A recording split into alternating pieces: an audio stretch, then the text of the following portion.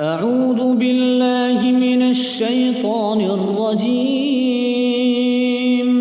بسم الله الرحمن الرحيم. الرحمن علم القرآن خلق الإنسان علمه البيان. الشمس والقمر بحسبان والنجم والشجر يسجدان والسماء رفعها ووضع الميزان ألا تطغوا في الميزان وأقيموا الوزن بالقسط ولا تخسروا الميزان والأرض وضعها للأنام فيها فاكهة والنخل ذات الأكمام والحب ذو العصف والريحان. فبأي آلاء ربكما تكذبان؟ خلق الإنسان من صلصال كالفخار وخلق الجان من مارج من نار. فبأي آلاء ربكما تكذبان؟ رب المشرقين ورب المغربين. فبأي آلاء ربكما تكذبان؟ مرج البحرين يلتقيان بينهما برزخ لا يبغيان. فبأي آلاء ربكما تكذبان؟ يخرج منهما اللؤلؤ والمرجان. فبأي آلاء ربكما تكذبان؟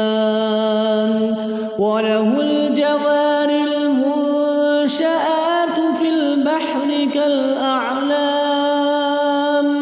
فبأي آلاء ربكما تكذبان؟ كل من عليها فان ويبقى وجه ربك ذو الجلال والإكرام. فبأي آلاء ربكما تكذبان؟ يسأله من في السماوات والأرض كل يوم هو في شأن. فبأي آلاء ربكما تكذبان؟ سنفرغ لكم أيها الثقلان. فبأي آلاء ربكما تكذبان؟ يا معشر الجن والإنس إن استطعتم أن تنفذوا من أقطار السماوات والأرض فانفذوا لا تنفذون إلا بسلطان. فبأي آلاء ربكما تكذبان؟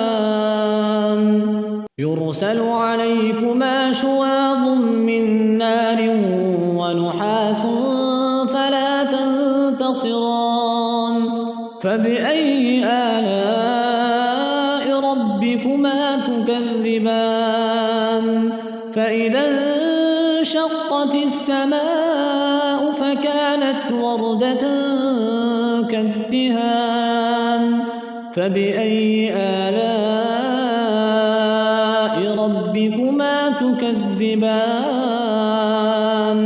فيومئذ لا يسأل عن ذنبه إنس ولا جان فبأي آلاء ربكما تكذبان يعرف المجرمون بسيماهم فيؤخذ بالنواصي والأقدام فبأي آلاء ربكما تكذبان هذه جهنم التي يكذب بها المجرمون يطوفون بينها وبين حميم آن فبأي آلاء ربكما تكذبان ولمن خاف مقام ربه جنتان فبأي آلاء ربكما تكذبان ذواتا أفنان فبأي آلاء ربكما تكذبان فيهما عينان تجريان فبأي آلاء ربكما تكذبان فيهما من كل فاكهة زوجان فبأي آلاء ربكما تكذبان متكئين على فرش بطائنها من استبرق وجنى الجنتين دان فبأي آلاء ربكما تكذبان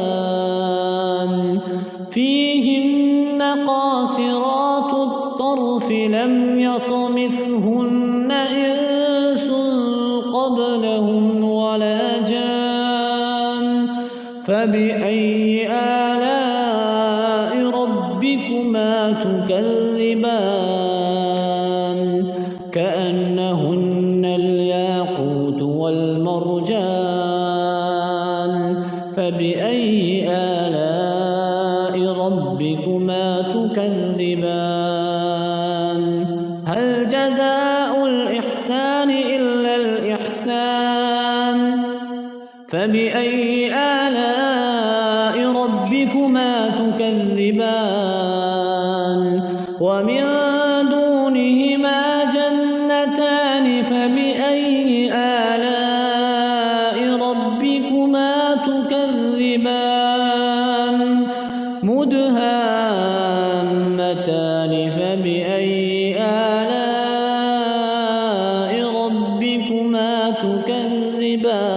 تكذبان فيهما عينان نضاختان فبأي آلاء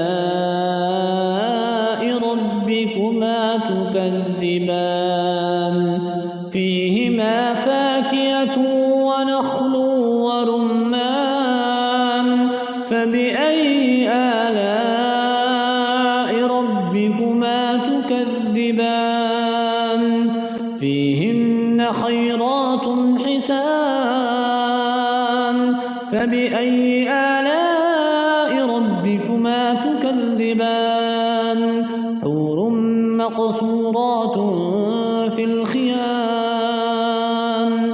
فبأي آلاء ربكما تكذبان لم يطمثهن إنس قبلهم ولا جان فبأي آلاء ربكما تكذبان متكئين على رفرف خضر وعبقري حسان فبأي آلاء ربكما تكذبان تبارك اسم ربك ذي الجلال والإكرام